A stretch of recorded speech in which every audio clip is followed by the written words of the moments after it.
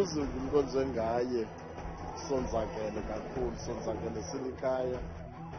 Kubekwa kwikhaya lakhe lokugqibela iqala lomsasazi uMthobeli KCI August eKhobonqaba eMpuma Koloni.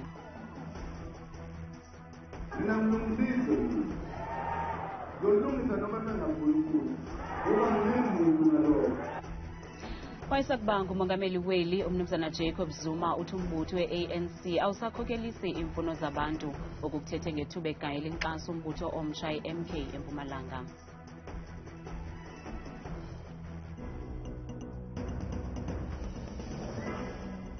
Sinamkele kwiindaba zethu ngokuhlwanje Iindaba endodwa Iindaba nophumza sikhumba noyitoliki yolwimi lwezandla Bhotani Mzontsundu. Usapho lukaMthobeli KCI August luvakalise ukuba kuyawuthatha ixesha elide ukuba liphole inxeba elinzulu lokushiywa ngunyana walo uMnumzana Melumzi Mhlawuli ukuthethe oku kwinkonzo yesingcwabo sikaKCI ebibanjelwe kwikhaya lakhe eKhobonqaba eMpuma Koloni namhlanje. Umzimba kaKCI wafunyanwa sele ubanda kwikhaya lakhe liseRhawutini ngomhla 29 kuDisemba esuka kuye. Umfi uKCI usweleke eneminyaka engama-47 walibonayo ilanga. Shiya ngasemva umama wakhe udade wabo nomalume.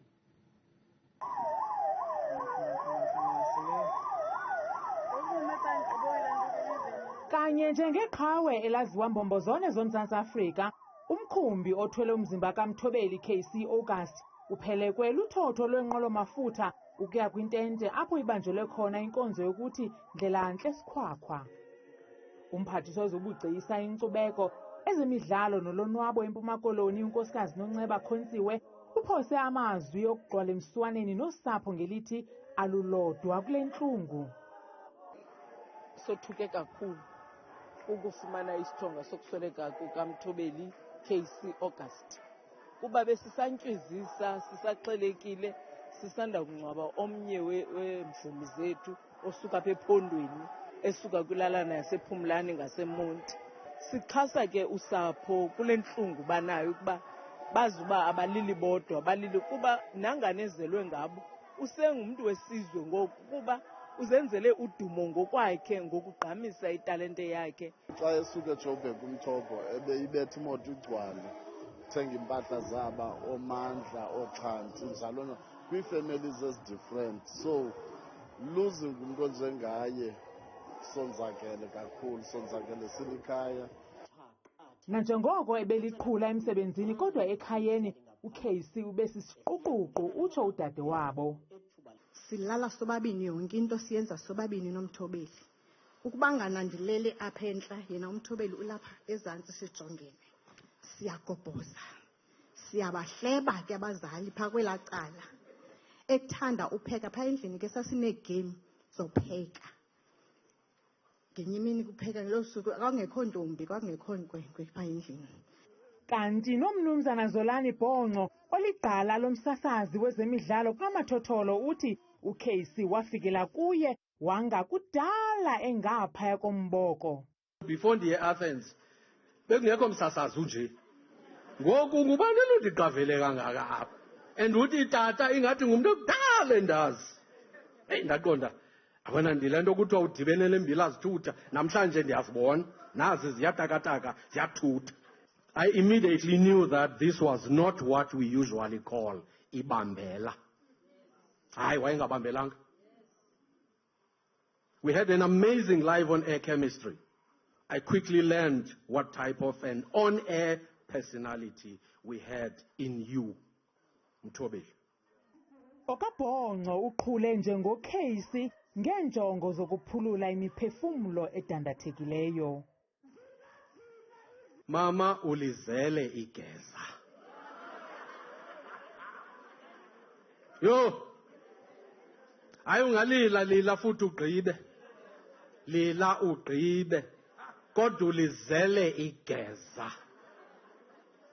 Ligeza lethu eli. Ayilo lakho lelethu. Umhlobo wakhe osenyongweni uSylvester Funani uthi bebesele besenza izinto ngokufanayo kanye njengesikhwenene, nto leyo ebibonakalisa ubunzulu bobuhlobo nothando. Abantu bandibona ndinxiba shades today inside the house. Ndayibona kuCase loo nto leyo, and for years I've been doing that. sinendlela yethu. Uba uCase uzawukhwela emotweni nam akakhwele front, nam uba ndikhwele emotweni kaCase andikhwele front. I've lost a friend, I've lost a brother, I've lost a confidant in. So ndiyamkhulula ngenhliziyo yam exolileyo. I know that phofu beyithethe sithi yena he will never live ixesha elide, akafuni uba lixhege likhathalelwayo. Uthi imagine ndivaswa ngabantu. And secondly, soba yethu sithi andiqondi uba khona ufuna umntana phakathi kwethu. Case was a mystic, he was a futurist, he lived beyond his time. May his soul rest easy.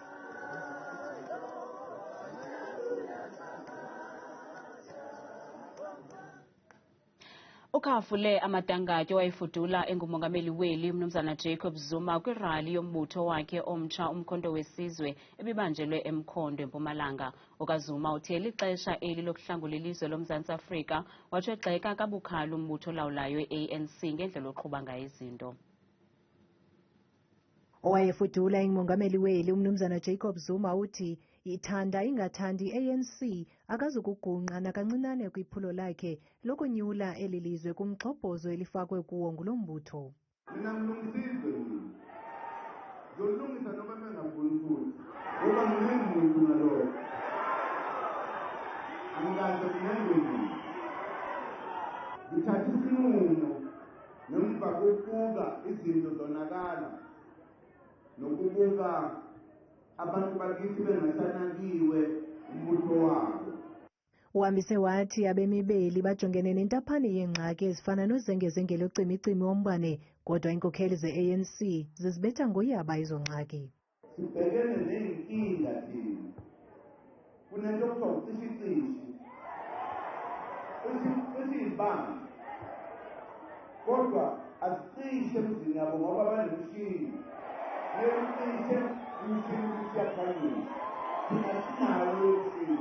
Kananjalo unjingalwazi Ntsikelelo Breakfast njengomhlalutyi wezopolitiko uthi uZuma unesakhono sokutsala abantu ngokusebenzisa amaqhinga nathi afihle owakhe umqolo kodwa abonakala ezakuba nechaphazelo elibi kumbutho olawulayo. One of the things that he does very well is to exploit the historical factors in order to conceal his weaknesses. Because one of the things that arose from his speech, and it might arise again, is the fact that now people must not vote in private, they must vote in public. Actually, what he's saying is that maybe the ANC has not been winning elections in a way that is fair and square, which is interesting because he has been the president of the ANC.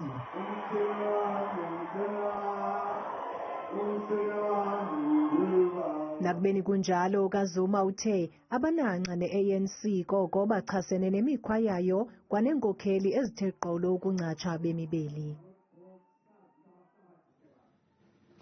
Umbutho ongajonganga nzuzo I-Outa umemelela kuba umphathiswa wemfundo ephakamileyo uGqirha Blade Nzimande nosihlalo webhodi ye-NSFAS umnumzana Ernest Khosa kuba balahle kwizikhundla zabo. I-Outa ithi nobungqina boshicilelo noluxhasa ikhwelo layo kutyholwa ngelithi olu shicilelo lwenzeka kwintlanganiso phakathi kaKhosa kwakunye negosa lenkampani ethile noluye lwaveza kuba iinkampani ezithile zahlawula izigidi zeerandi ngelokufumbathisa uGqirha Nzimande kunye nomnumzana Khosa, ukanti uGqirha Blade Nzimande kunye nomnumzana Ernest Khosa baziphike bema ngomlenze omnye ezizityholo kwaye bathi baza kuthabatha amanyathelo omthetho kungekudala. We are calling on the law enforcement agencies to take these recordings and to take our allegations further and investigate it so that there can be a clear outcome on this matter.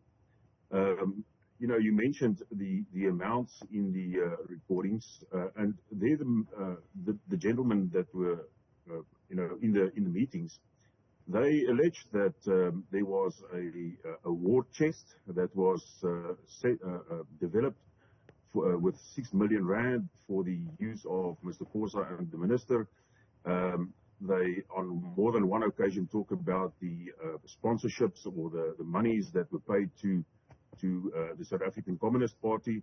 And at one stage, the one gentleman alleged that, you know, they had to pay Mr. Khosa 1.2 million rand from the proceeds or from the money that they had on the contract that they were busy, the direct payment scheme. It's money that they ought to use for expenses and like bank cards and so on. Asaqhuba amalinge okufumana abo baduke kwizandyondyo zemvula nezidale umonakalo mmandla eMnambithi kwiphondo laKwaZulu-Natal. Kungoku nje babalelwa ku-40 abantu abathe balandulela eli ngelixa abahlanu besakhangelwa. Esi siganeko senzeke emva kwempuphuma ezibangelwe zizandyondyo zemvula nezithwaxelo mmandla. Nanjengoko uninzi belilungiselela usuku lweKrismesi, uluntu lommandla waseMnambithi kwiphondo laKwaZulu-Natal belijongene nezandyondyo zemvula nezithe kungoku zasuba imiphefumlo yabantu nababalelwa ku-40. Zisondakalisa izindlu ezibalelwa ku-600 kwaneendawo zabantu abarentayo ezili-120. Lowo uthethela isebe lobambiswano ngolawulo uSiboniso Mngadi uthi bengurhulumente babhinqele phezulu ukuqinisekisa ukuba bayabafumana abo basadukileyo. Bakwakhuthaza noluntu ukuba bathi qolo ukuze ngaphambili ukuba zikho iintsapho zabo ezisadukileyo. So far, we have 40 people that have passed away sadly during the month of December and a few days of January. The search and rescue is still continuing in the area of Ladysmith. However, I must say that there are people that were discovered yesterday and the other day, but they were still had to be confirmed through the DNA in order for us to confirm that it's the body or the remains of those that were reported. Abo basemagunyeni bakwathi zimbalwa iintsapho ezithe zavuma ukususwa zibekwe kwiindawo zethutyana nanjengoko besenza amalinge okukhawulelana nomonakalo othe wenzeka. We only have very few people, number 140 people that were rendered homeless, and none of them have resorted to the mass care center or community halls that we normally open up to those that were affected by the floods. Intlekele yesibini le ukuthwaxa iphondo laKwaZulu-Natal emva kwaleyo yayehle ngomhla wama-22 ku-April wonyaka ophelileyo. Abenkonzo Imozulu bakwakhuphe isilumkiso esithi isaza kuqhubekeka isina imvula kule mimandla eliphondo. Sembuze kwakhona kwinqaku lethu lokuqala sithe usapho lukaMthobeli KCI August luvakalise ukuba kuyawuthatha ixesha elide ukuba liphole inxeba elinzulu lokushiywa ngunyana walo uKC Ungcwatyiwe namhlanje ekhayeni lakhe eKhobonqabe eMpuma Koloni. Kanti abantu baphefumule kwiqonga lethu lezonxibelelwano nanjengoko ebekwe kwikhaya lakhe lokugqibela uKC.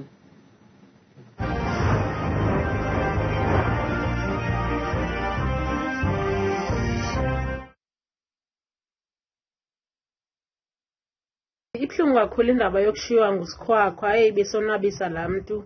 Xa ufikile nje emhlobo wenene buphumuza ivu ukuthi wamkelekile senza yonke into. uMthobeli August ebengumsasazi ophume izandla ngoba bekwazi ujika ilizwi lakhe libe ngabantu abaninzi. Ebetsala umdla kubaphulaphuli bomhlobo wenene. Sipilisile thina singabantu basonwabisa futhi ke basihlekisa ngelo lizwi lakhe limnandi. Lenene ngena ngenyaniso ugqatso lwakhe lufezile wanga umphefumlo wakhe ungalala ngoxolo. uKC mnanda kumkhumbula ngoba waba ngumsasazi woqala mna uphumela xa ndifowuna kula radio wayiphangela kuyo. Ndathi ndingena nje kwathi sikhwakhwa kwatsho kwathi xibilili nakum ke ngondayeka ukoyika. Ndamxelela into yoba ndiyaqana uphumela wathi unganqabi ke sikhwakhwa makalale ngoxolo uma wawo umbolokoqosha nomntwana ugqatso lufezile.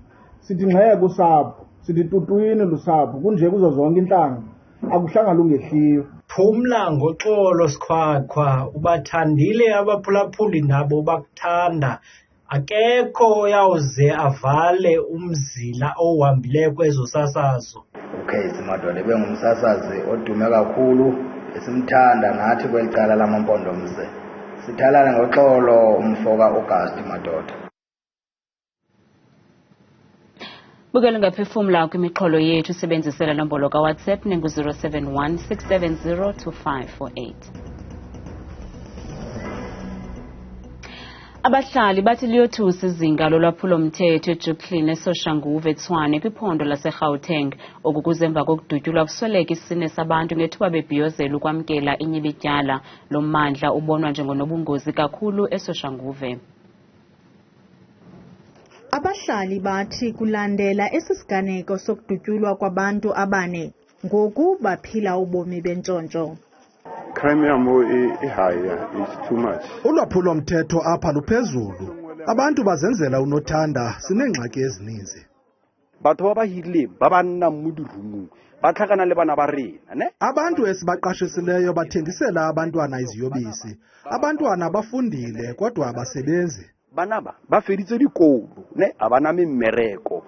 Usapho lukaMphogobotlo luthi lusenyama kukhathazeka. Ntho enkuthisa buhlungu thata. Eyona nto indivisa ubuhlungu yindlela ofunyenwe uyiyo umzimba wakhe. Nditsho nenyoka akumelanga ukuba ingabulawa ngolwahlobo. Yo, it was very shocking. Bendothuke kakhulu, ndaphelelwa ngamandla kuba umpho ndikhule naye ndimbona apha ebomini. Sifuna ubulungisa. uJoseph Mothumukhulu nophulukene nezihlobo zakhe ezibini uthi abatyholwa zizihlobo zosapho. My worry gore the very same people ba ile ngore maphodisa mo investigation enka bona. Ingxaki yam aba bantu babanjiweyo ngabantu esiphila nabo esibathembileyo. Iyathusa kuba asimazi nonobangela. Arina clue ya hore ho irahalang ho lwelwa eng. Ukanti uvuyo lwethu Ziwela oneminyaka 14 obudala naye osolweke ngolwasuku uza kubeka kwikhaya lakhe lokugqibela ngomso. Usapho luthi lunethemba lokuba luza kufumana ubulungisa.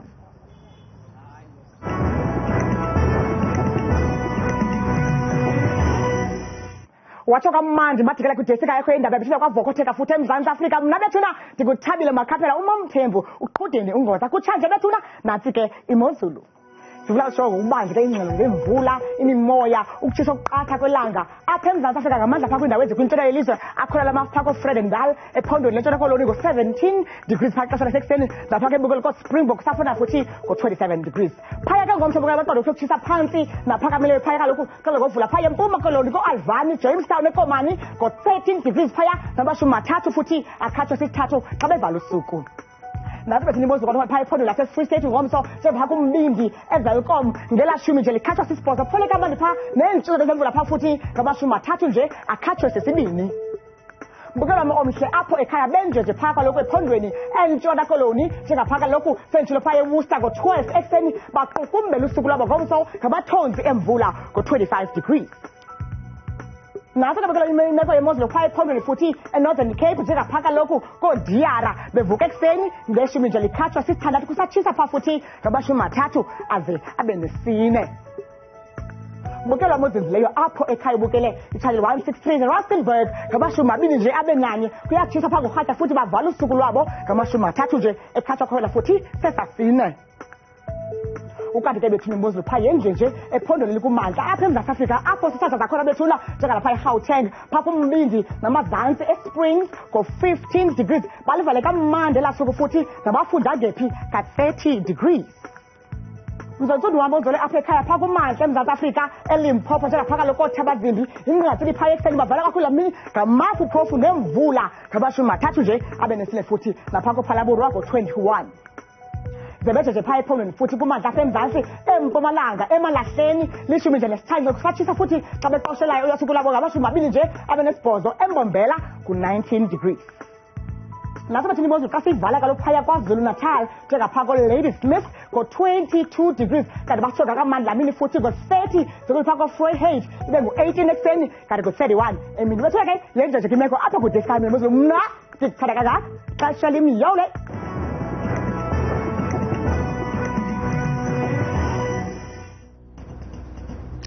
Bukele ngazifumana izindaba nezinye kwiqonga lethu le-YouTube nelithi Iindaba Zethu 163 nangomso sakube siziphaka zishushu kamnandi nowethu.